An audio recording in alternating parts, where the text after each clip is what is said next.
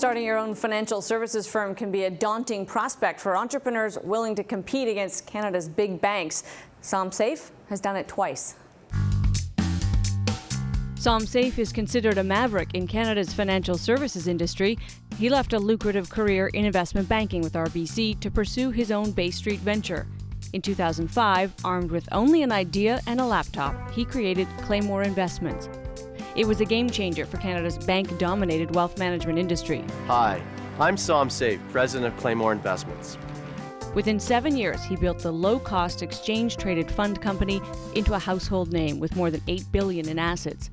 Then, at the top of his game, he left. His U.S. financial backer, Guggenheim Partners, had decided to sell the company to investment giant BlackRock. Playing it the safe way would take him in another direction. Still convinced the old way of investing would not work in the future, 1 week after the Claymore deal closed, the business plan for his next startup, Purpose Investments, was born. I want to start with the role you've played in financial markets in Canada. Revolutionary isn't too strong a word, right, in terms of the change that you made to the industry? Maybe catalyst, maybe a better word for the way I like to define it. I don't think I can change any industry all outright, but I do think that I can help make change, help sort of lead people in the right direction, and that's sort of an easier sort of status to sort of aspire to become. Yeah. Because changing an industry is a pretty big deal, and so I do think that over my career I've had some really impactful things, and sort of the way that the industry's responded to the things I've done is what really excites me. And if you go back to the motivation to start Claymore, to start this low-cost vehicle for investors, you came out of the investment banking world, and that's a high fee environment. That's one that celebrates the fees you can make in banking. How did you come to this idea that investors needed a better deal? Well, sort of come at two ways. One is, first was the decision to leave banking and sort of build something. I just needed to go and do something. I needed to build something. I didn't know what yet. I had a little bit of experience in asset management and advising companies and watching leaders in the space. Once I actually got the decision to go and build Claymore, then I had this blank piece of paper and I was like, oh, what am I going to do? And that was when I actually started to think about where was the industry going? What's the future? And this is end of 2004, early 2005. And at this time, the markets are going phenomenally strong. People are still very, very good in terms of performance was wonderful, and a lot of complacency in the Canadian marketplace. But I saw the trends, and I saw the movement towards this discipline around low-cost investing, and most importantly, around sort of how do you be a better investment manager around quantitative and fundamental indexing kind of thinking, and that's what really led me. But it was after the fact, actually, after I started Claymore, that I got there. You didn't know how to run or build a business when you made this decision. That must have been pretty daunting to leave the investment bank, where again, it changes all the time, but you know what your role is and you knew how to do it, to blank slate, start this business. I don't think, if you ask a lot of the great leaders or entrepreneurs or innovators if they'd ever done what they did in the past, and most of them would probably say no. So I don't think that was a huge knock. I think that ultimately it actually gave me a really great perspective. It gave me the ability to look at the industry from fresh eyes, from the perspective of, okay, how should we do this business? How should, let's ignore all the sort of legacy and the way that, everyone else does it, and think positively about what ultimately matters. And that was, let's build really great products that work for clients.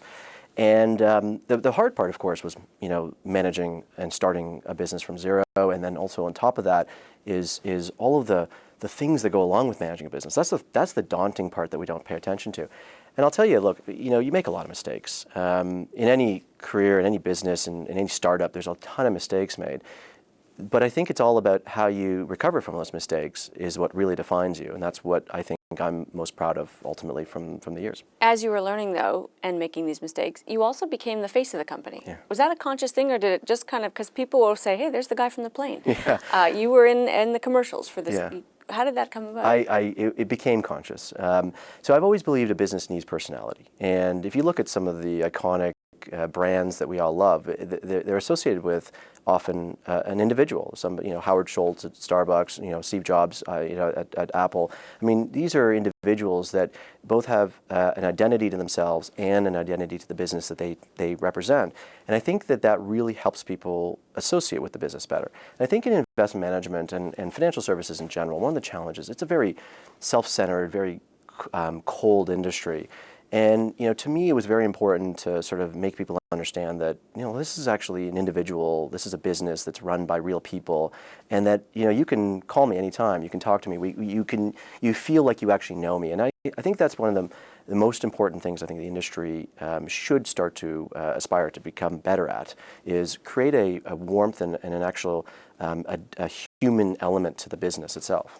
One of the human elements of your business meant you had to sell it before you were really inclined to.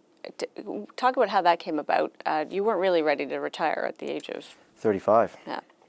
I didn't want to sell it, and it was a bit of a sore issue for me. So I'd built this phenomenal business, and we'd grown so quickly. I mean, in 7 years, we'd gone from 0 to 8 billion in assets. And I'm not a serial entrepreneur by any means. I just love building. And so I was at this stage where I said, look, I'd love to own this for 20, 30, 40 years. What else would I want to do? But I had a financial partner. I mean, I started the company at a young age. I didn't have the capital myself to start it all by myself. So I had financial support. And as you can imagine, when money is a question, I mean, they had this wonderful home run, and they just started pushing me to sort of say, look, we should start to exit.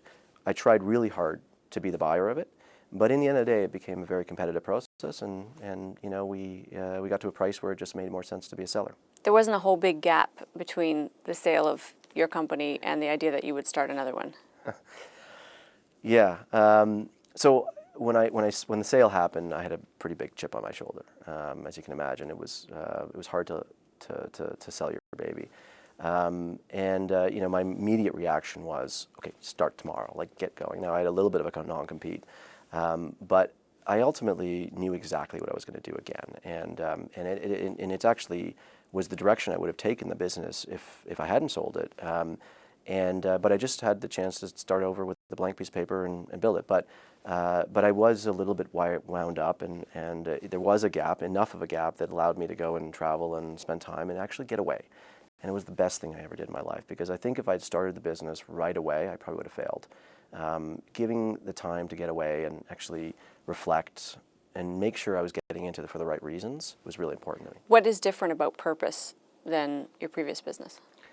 So, look, Claymore was a wonderful business, and I still believe it is some of the best investment products in this country. But I believe that you can always do better. And in time, I mean, when I started Claymore, I was 28 years old. You gain wisdom as you go, and you learn the tricks. You learn the things that ultimately you didn't know before. How to improve, what works, what doesn't work. And when I started Purpose, there was sort of three things. One was, I still believed in the same core principles that low-cost investment management associated with really high-quality investment discipline. I mean, a lot of people talk about costs today. I think it's a futile thing just to only focus on costs. You need to have really good investment money strategies with that low cost. But the thing that was really important to me was this idea of risk. And as good as what we did with Claymore was, and where the industry was going in general, I felt that no one was really focusing on risk. And risk is so important to long-term success in investment management. So that's really where we're much more focused on now. And it's been great. I mean, it's been a couple of years now, and it's been an unbelievable response. It's interesting because you're clearly a risk taker in your life. You've taken many leaps, that were unexpected, including from engineering to investment banking. Do you think of yourself that way? Because then I'd dial it back and say, why'd you get into engineering? I don't think of it that way. I think if I thought about risk, maybe the way that you would see it as risk, I maybe wouldn't do it. I think of it as necessity. I believe that there's more that we can all do, and I've always believed that sitting back and doing just standard or basic things, it works for a lot of people, but for me it was never going to keep me and make me happy, and so I needed to drive myself, and I always felt I could do more than I was doing even at this moment. And so I don't look at it as risk per se. I look at it as really just taking advantage of the opportunity that's in front of me and meeting my opportunity that I should be meeting ultimately. In the second part of my conversation with Som Seif, he talks about friends and family and how they're instrumental to his success.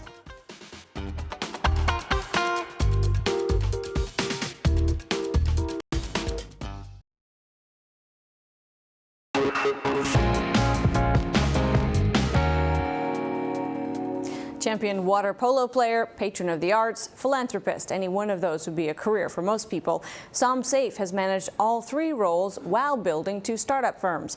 Here's part two of my conversation with him. Som was born in Manchester, England in 1976. The son of Iranian immigrants, his family left that country after the Islamic Revolution overthrew the Shah. They emigrated to Canada in the fall of 1980, settling in the Toronto area. It was a nurturing environment, but like many immigrant families, his parents expected a lot and pushed Som to achieve more from life. He always dreamed of becoming an architect, but his practical side led him to pursue a degree in engineering at the University of Toronto. His deep family ties carried to his own family. He married high school sweetheart Carrie. The Seifs have 3 daughters and are expecting their 4th. How much of that attitude about life and your own performance is driven by your family history? I think every part of you is somewhat taken from the way you're brought up, from your family, and your surroundings. So it's family, friends, everything. I mean, you know, I am one that I would say that I have I learned from a lot of osmosis from everybody around me, and my family has, you know, no question been a massive driver for me. So you know, my family came here. We were immigrants to the country. I was 3 years old, and to me, that is one of the most scary and risky things that people do every day.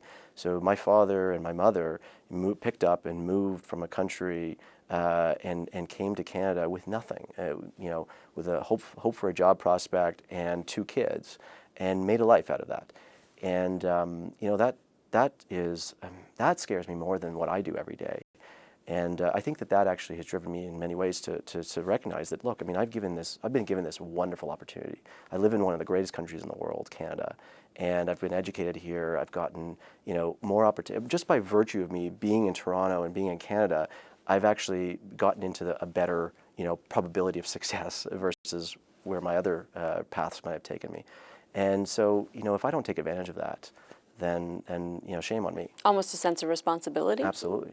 You know, not only to everyone around me, but also to myself, and to Canada and to this country. I mean, you know, I believe in service to society in many ways, and if I don't do that, then, you know, ultimately who's going to do it? So you know, my parents have always had, they're very proud of me, but they also are extremely challenging to me to make sure that I'm always driving myself and pushing myself.